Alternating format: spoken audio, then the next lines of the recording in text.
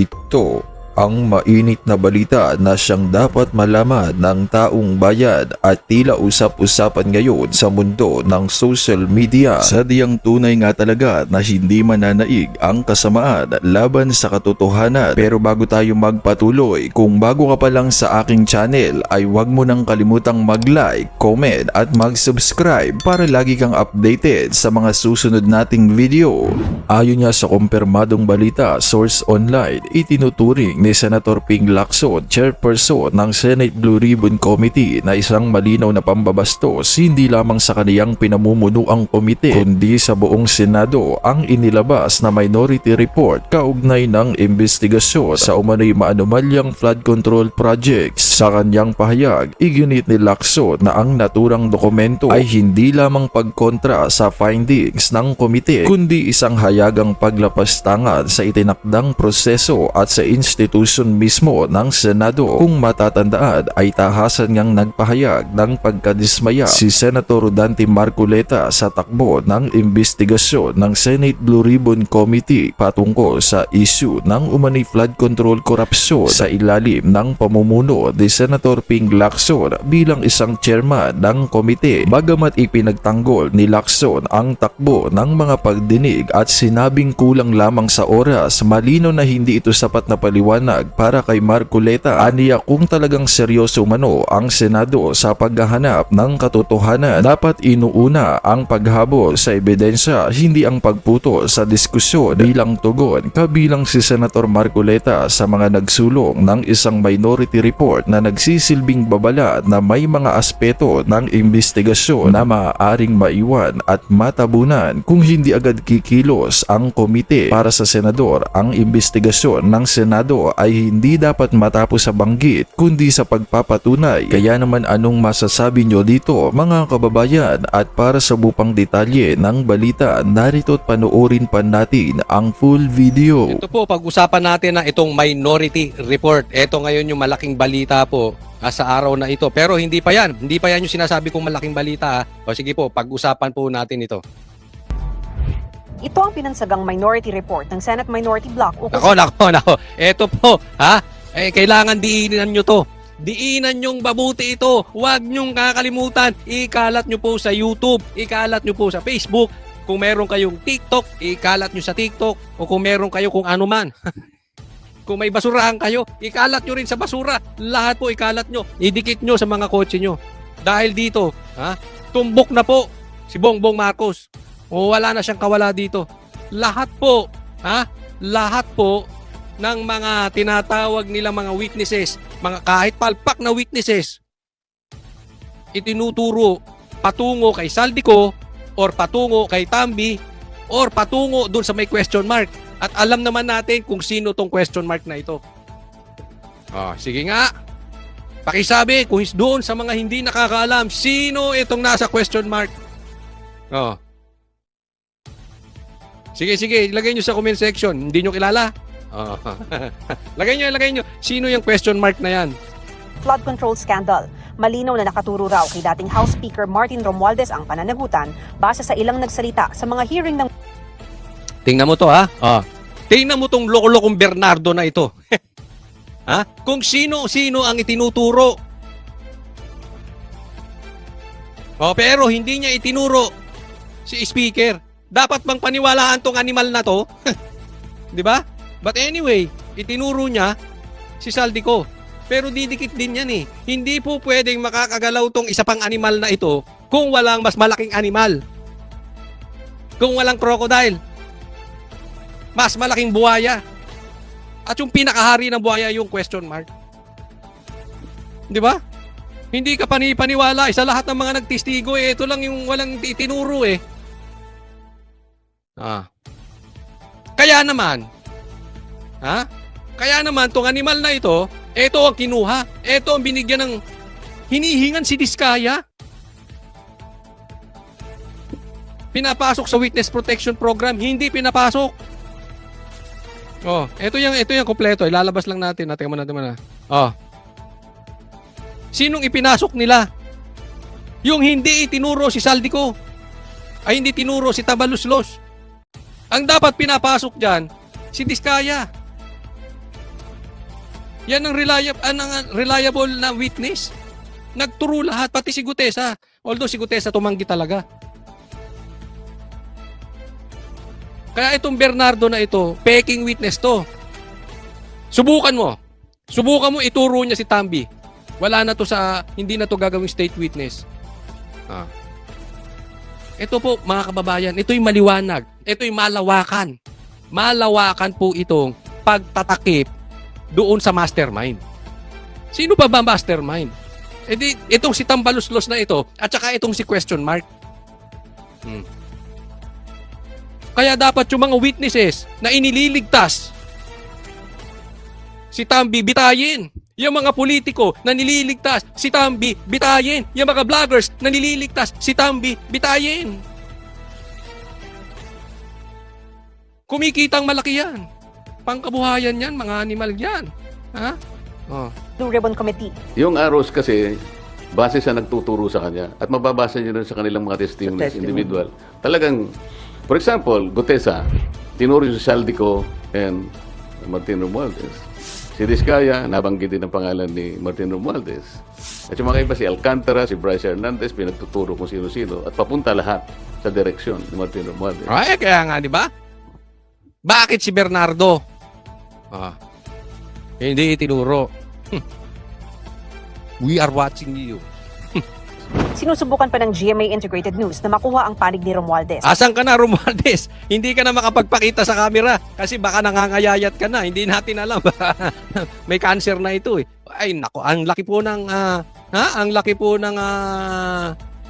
epekto sa katawan, pangangatawan ng tao. Kita nyo yung huling nagpakita yan, nangayayat. Hindi na siya mukhang haring crocodile. Base sa 576-page report, ang iba pang nadiin sa mga pagdinig, kabilang sina dating Congressman Zaldico, dating Senador Bong Revilla, Senador Joel Villanueva, dating... Teka muna, mainto tayo dyan. Dyan muna, ha? Alam mo, ito yung sinasabi ko sa inyo. Kaya pinag-initan to si Bong Revilla eh. Isipin mo, wala si Tambi, wala si question mark, pinag-initan lang to si Bong Revilla. Tapos yung nagturo sa kanya, hindi pa reliable witness. At isusunod niya nila dyan, si Villanueva. Anong dahilan? Pamatay sunog. Pamatay, masamang balita. Villanueva, dating DPWH Secretary Manny Bonoan at 17 kongresista ay maaari nilang kasuhan kung mapatunayang nagkasala sila. Isa pa yan, kongresista. Bakit wala yung mga kongresista? Yung kongresista ang nandun doon, ba't ito balita? Yung mga kongresista, meron bang napakulong? Meron bang pinatawag? Wala raw sapat na ebidensya para kasuhan sina Senador Chis Escudero, Jinggoy Estrada at dating Senador at ngayon Makati City Mayor Nancy Binay. Ito buti kasi buti nakaligtas itong mga to dahil alam naman natin pag kinapos sila sa diversion, baka madamay na rin itong mga ito. Siyempre, normally talaga, mas malaking balita, mas pantakip. Diba? Kaya nga una, si Atong Ang, inano din eh. Diba? Siyempre, obviously, mas sikat ang senador. Diba? Hindi nila pinapansin yung mga congressman eh. Sinusubukan pa namin kunin ang panig ng lahat ng nabanggit. At ang tanungin kung sino ang pinakamataas na opisyal na panukala nilang kasuhan. Merong question mark nga sa makikita nyo rito yung... Alam mo, kung hindi mo kilala tong question mark na ito, katanga mo na lang. Ha? Katanga mo na lang. Ako talaga duda ako. Okay? Mag-iingat. Patuloy ako nag-iingat kasi po may mga kampo na antay dito sa magpinsan. Pero nililigtas si Tambi. Delikado po yan. Alam mo, nasa payroll. Ingat po tayo dyan. Some of them, may duda ko. Some of them, kilala ko. Lagay nyo nga yung mga pangalan dyan ng mga politiko na hindi kayang tabigin si Tambaluslos. Pati vloggers, galit na galit kay Bongbong, pero hindi matabig si Tambi. Lagay nyo dyan, lagay nyo sa comment section. Diba? Yung iba nga, DDS pa raw. Pero love na love. Si Tambi, hindi banatan. Pirmado ng 6 sa 9 na minority senators ang report na isinumite sa Office of the Senate President noong December 10 dahil dismayado nila sila sa investigasyon ng Senate Blue Ribbon Committee noon. Dismayado raw sina Marcos na hindi dumalo sa pagdinig kahapon at si Marcoleta sa naging takbo ng pagdinig. Hindi raw na-maximize ang paghaharap ni na dating DPWH Yusek Roberto Bernardo na siyang nagturo kina dating DPWH Secretary Manny Bonoan at dating DepEd Yusek Trijev Olaivar. Hindi raw masyado nabigyang pansin ang Cabral Files. Pare-pareho lang. Sila na rin ang sumasagot para sa dalawang kasambahay. Wala rin na bunyag. Ayaw ko sanang magsalita ng makakasakit o makaka-offend sa aking mga kasamahan. Pero yun naman ang nakikita ng mga Pilipino. Nakikita naman natin na parang wala namang pagtutuunan nito. Alam mo, may tama dito si Amy. Naalala nyo, doon sa mga nakapanood, kung hindi nyo pa napanood yung vlog ko kahapon, ay panoorin nyo. Diniscuss ko na po yan. Ako, sinasabi ko, wala pa tong minority report na ginawa nila Marcoleta, nila Amy, at saka nung mga ibang hindi kayang pilipitin ng leeg, itong si Tambaluslos. Sinabi ko kahapon, walang kwenta. Walang kwenta yung ginawa nila dyan sa Pinky Ribbon investigation. Bakit? Napalayo tayo sa mastermind eh. Yun yung paulit-ulit kung pinupunto. Anong klaseng investigasyon kung lalayo tayo sa mastermind? Kaya tayo mga Pilipino, wag tayong magpapaloko. Maglalabas sila ng mga malalaking balita. At magkukulong sila at magkukulong ng malalaking tao para hindi matunton, hindi makulong yung totoong mastermind. At alam na natin yung dalawa. Yan na nga itinuturo na si Romualdez at saka si Question Mark. Sinabi ko na po yan kahapon. Ngayon, lumabas itong minority report. Pati sila dismayado sa ginawa nitong sila Pinky. Sabi ko, bakit paikot-ikot tayo? Bakit sagot ng sagot si Pinky? Mamaya ipapakita ko sagot ng sagot si Pinky. Hindi naman siya tinatanong. Kabaklaan talaga ng mama na yan. Ay di ba? At saka bakit sabi ko, pagpapunta na ron, papunta na tayo doon, biglang yung pinuputol. Anak ng teting tong mga to. Wala talaga. Imbes na yung mga may kasalanan ay ang matakot. Ang mga nag-iingay pa ang sinisindak. Parang baliktad na eh. Sinabi ng DPWH, this is a public document. So sabi ko, how do you validate that? How do you authenticate that? Alam niyo sinabi niya? Tinuro ang ombudsman. Turuan na eh. Oo, kaya binanggit ko rin yung kahapon. Turo kayo ng turo. Meron kayong iniimbestigahan dito. Bakit hindi nyo i-validate? Yan yung sinasabi tugma ba yung files ni Leviste tsaka yung files ng itong DPWH?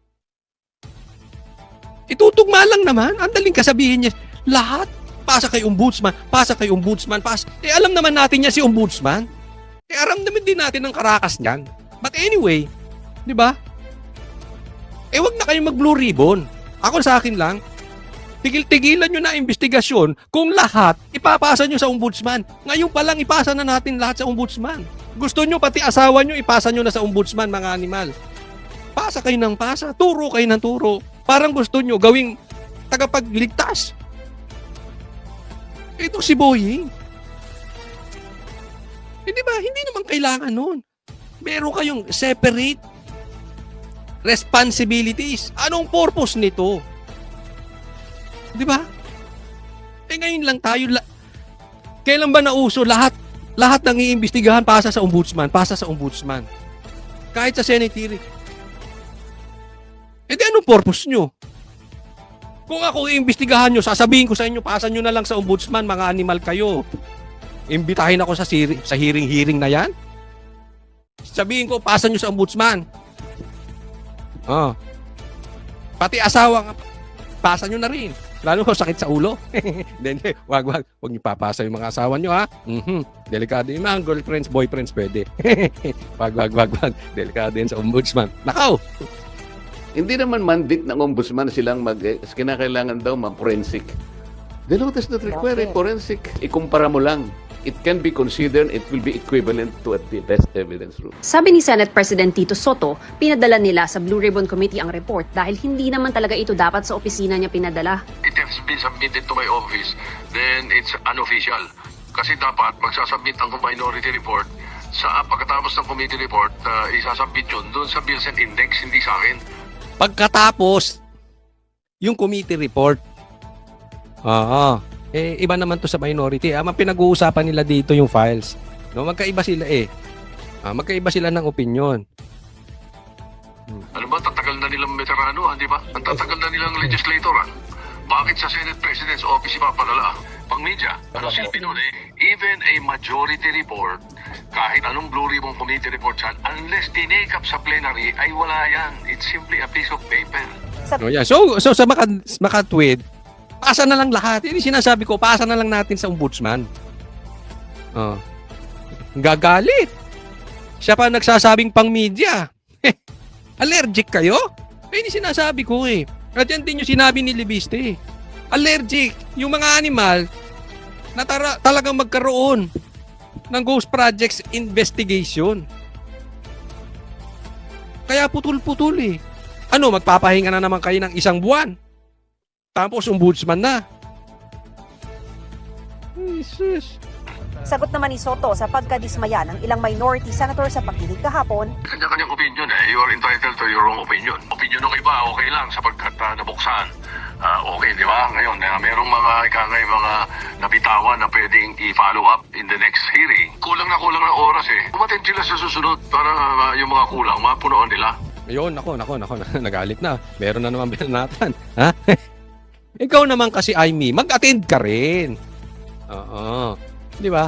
Para madali kang ipagtanggol. Kasi, syempre, butasan yan Ganyan talaga pag kami mali, bubutasan ka yan.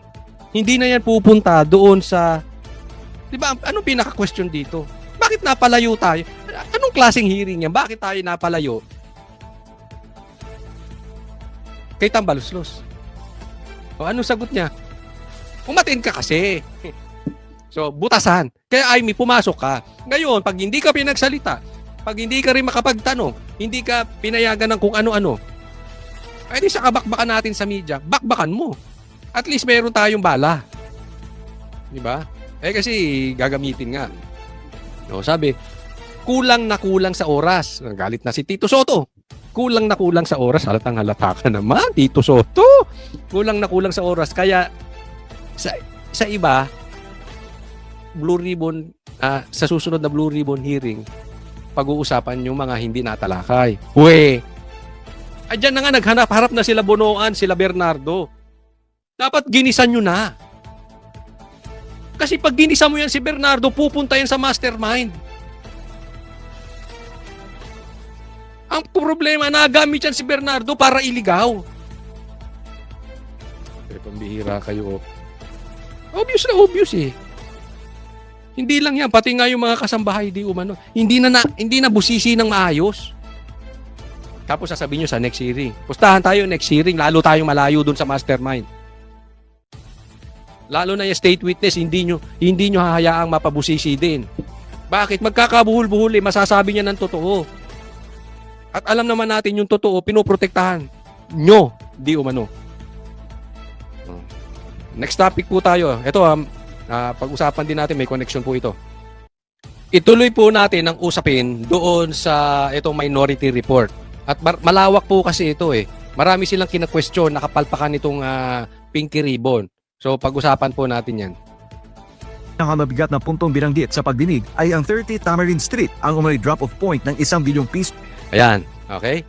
Nakikita nyo, ibang-iba yung ebidensyang pinapakita ni Saldico kumpara kay Bernardo. Si Bernardo, puro dakdak lang. Puro dakdak. Ito may ebidensya. At nilalapag doon sa bahay sa Forbes Park. Kina-question, bakit hindi natin pinag-usapan? Alam niyo kung bakit? Sige, pag-usapan natin. Ngayon natin pag-usapan. Itong binanggit sa testimonya ni Zaldico na ayon umano sa kanya ay personal na itinuro ni Martin Romualdez. Bakit hindi natin tawagin kung sino yung may-ari? Nasaan yung kontrata nasaan yung discontract? Diba? Kasi itinatanggi hindi daw yung bahay ni Tambaluslos. So ang nangyari po parang, sinabi, hindi daw yung bahay ni Tambaluslos. Sino nagsabi? Mamaya ipapakita ko sa inyo. Hindi daw yung bahay ni Tambaluslos. Paniwalaan na lang. Dapat ginisa. Di ba? Nabanggit lang ang pangalan ni Martin Romualdez, natapos na kami. Ayan. Ito babalikan ko yan. Pakinggan nyo ha, kung paano nilabas ng SMNI yung balita. Nabanggit lang si Martin Romualdez, natapos na kami. Bakit? Ko binabanggit yan sa inyo ngayon. Kasi po, mamaya po, papakita ko sa inyo, iba ang pagkakabanat ng ibang mainstream media. Putol. Ha? Hindi maganda ang pagka-chap-chap. Yan ang style. Pero ibahin yung SMNI. Ulitin natin. Sige. Ang pangalan ni Martin Romualdez, natapos na kami. Ayun. Alam mo, buong buod nung Blue Ribbon investigation na ganap, nabanggit lang ang pangalan ni Tambaluslos, natapos na kami. Nabanggit lang, napalapit lang doon sa mastermind, natapos na kami. Yun ang buod ng pangyayari kahapon. Batay sa Minority Report, maraming testimonya ang nagtuturo sa isang direksyon kay Martin Romualdez. Sukol ka na dito, Martin. Kaya nga sabi ko sa inyo, malalaman naman natin kung sinong pumuproteksyon dito. Pakadali. Pag ang politiko nilalayo kay Martin, pinoprotektahan yan. Pinoprotektahan. Pag ang vlogger nilalayo kay Martin, pinoprotektahan yan. Pag ang negosyante nilalayo kay Martin, pinoprotektahan. Check nyo kung sino-sino yung mga politiko, yung mga vloggers, at mga negosyante. Lagay nyo sa comment section sino-sino yan. Kailangan natin, yan, tulong-tulong tayo dito. Kasi ginagawa tayo yung iba dyan, kumikitang payaman. Anong sabi sa amin?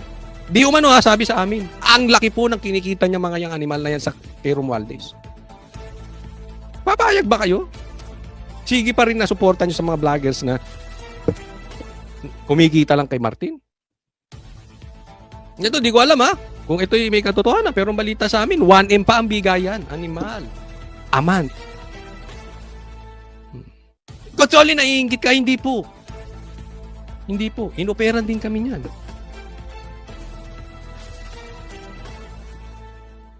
Simula't simula, even before the election, ang tayo ng Banateros consistent. Yan po ang ipagmamalaki namin sa inyo. We supported Bongbong Marcos. Pasok. Kabilang na ang pahayag ni Zaldico, Diskaya at iba pang testigo. For example, Gutesa, tinuro si Saldico and Martin Romualdez. Si Diskaya, nabanggit din ang pangalan ni Martin Romualdez. At yung mga iba, si Alcantara, si Bryce Hernandez, pinagtuturo kung sino-sino at papunta lahat sa direksyon ni Martin Romualdez. Gayunman, ikinadismaya rin ng mga senador na hindi pa rin umano na ipapatawag Ay, ba't dumilim ako? si Romualdez sa kabila ng mga rekomendasyon ng ICI at DOJ noong mga nagdaang buwan. So, 2 buwan nang nakaraan, ICI at DOJ, sabi, kasuhan na si Martin at si Saldi. Ang Saldi ko, kinasuhan, pero si Speaker Martin Romualdez, wala pa rin. Diba? 2 buwan na, kakasuhan ng ICI, kakasuhan ng DOJ. Kakasuhan daw si Saldico at si Martin. Sinong kinasuhan? Animal. Si Bong Revilla. Tapos si Saldico. Si Tambi. Ligtas. Kaya sinasabi ko sa inyo ibang kalokohan nitong mga animal na to. Ang kinasuhan sa halip kay Speaker Romualdez sa rekomendasyon ng ICI at DOJ ay si dating Senador Bong Revilla na naservan na ng warrant of arrest, si Senator Joel, si Senator Jinggoy. Nanindigan naman si Senator Marcoleta. Napunta sila sa senador. Villanueva, si Jinggoy din. Si Bong may warrant na. Bong Revilla. Mapapayag ba tayo sa katarantaduhang ginagawa nitong mga to? Niloko na tayo sa flood control. Niloko tayo sa ghost projects. Pati ba naman ngayon sa investigasyon, lolokohin pa rin tayo? Kaya naiinis ako dun sa mga pumoprotekta Ini-expose natin. Tulungan tayo. Expose natin yung mga vloggers na pumoprotekta kay Tambi. Expose natin yung mga politikong pumoprotekta kay Tambi. Lantarang panluloko po yan. Nahanda siyang harapin si Romualdez sakaling ipatawag ito ng Blue Ribbon Committee. I really relish the opportunity that he will be invited by the Blue Ribbon Committee. Yan. Alam mo, no choice No choice. Alam ko, mag-iingay tayo. Ako naniniwala. Sooner or later, they have no choice kung hindi ipatawag yan si Martin Romualdez. Gagalaw yan, kailangan gumalaw ni Bongbong Marcos. Dahil madidiin si Bongbong Marcos sa takipan. Kailangan talagang ipatawag sa Blue Ribbon yan. Dapat nang gumalaw. Dapat mapatawag na yan. I'm sure. Mapapatawag din yan. Ako naniniwala ako sa hustisya.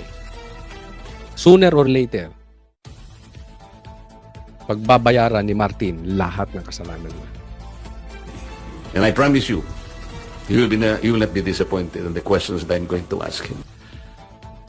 Ang sarap pakinggan nun. And I promise you, you will not be disappointed. Alam mo, ako sa totoo lang, nung hawak ng Blue Ribbon, hindi ako disappointed. Ang ganda. Alam mo kung tuloy-tuloy ang investigasyon that time, nakakulong na si Martin ngayon at si question mark. Although, of course, hindi naman perfect yung investigasyon ni Marcoleta, ha? Lahat naman walang perfecto. Lagi kong sinasabi yan. Pero in totality, ang ganda ng investigasyon. Wala, ang layo talaga ni Pinky Lacson. Kaya naman anong masasabi mo sa balitang ito? Kung mayroon kang hinaing at komento ay mag-comment ka lamang sa ibaba ng videong ito. Maraming salamat.